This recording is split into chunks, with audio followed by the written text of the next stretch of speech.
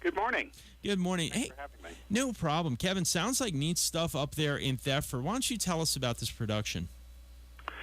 Well, this is a tremendously powerful play that we're staging, and it's part of what we're calling our revival series. We're going to turn 50 in 2016, and we're reviving a play from our past, at least one play from our past every year. And I was looking to direct a play that would be a great example of the challenging work that the Parish Players built our reputation on, and the Shadow Box was just a perfect choice. I didn't live up here when we did the original production in 1980, but I saw a production in Woodstock when I first moved up here in 1993, and I was just blown away by it. It draws heavily on the work of Elizabeth Kubler-Ross, who wrote the book on Death and Dying, which was really groundbreaking work back in the 70s. And the play deals with a lot of these themes: loss, fear, the people we leave behind, and it does it in a way which is really poetical and beautiful, and in a way that's uniquely well handled in the medium of theater. Kevin, this sounds like a pretty challenging play to put on. Yeah, that's a good point. Now, I suppose at first blush, the obvious question is, why direct a play about death, right? Right. And, I would think, yeah.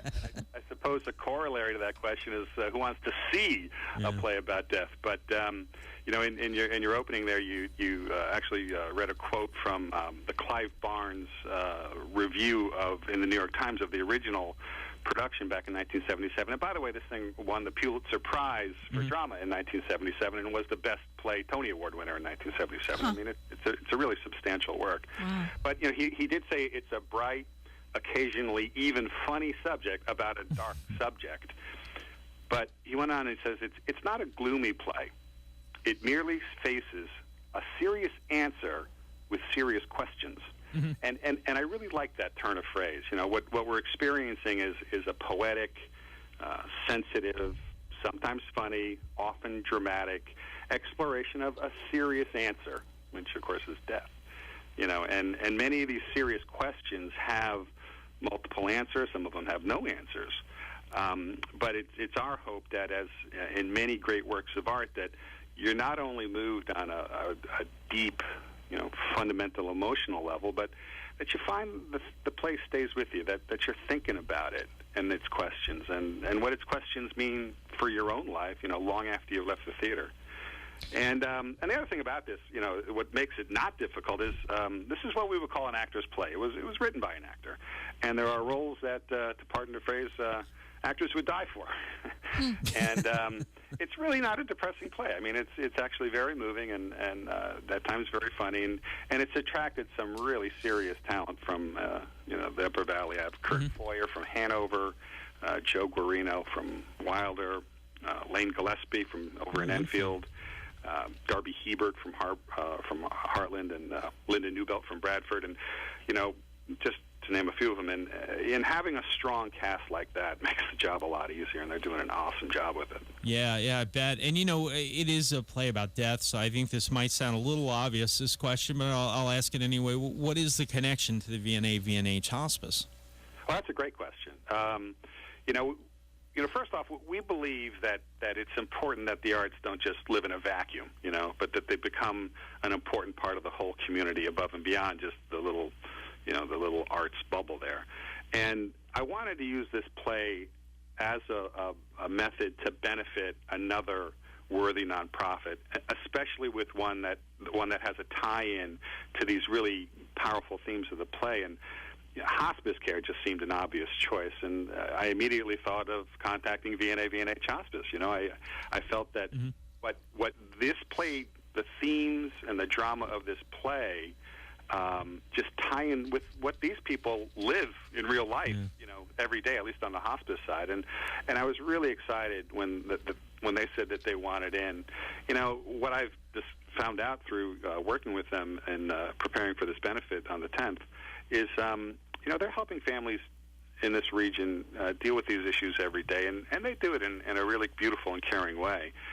But there's a lot of people who don't really know or really fully understand what hospice care is all about, and it's this is a way for us to help them get their message out into the community. And in the post-show discussion, we're going to have, some refreshments and all, and we're going to help, people understand a little bit about how the themes of our play are the powerful and dramatic and sometimes upsetting themes of these plays. This is what these people deal with, and helping people go through the grieving process.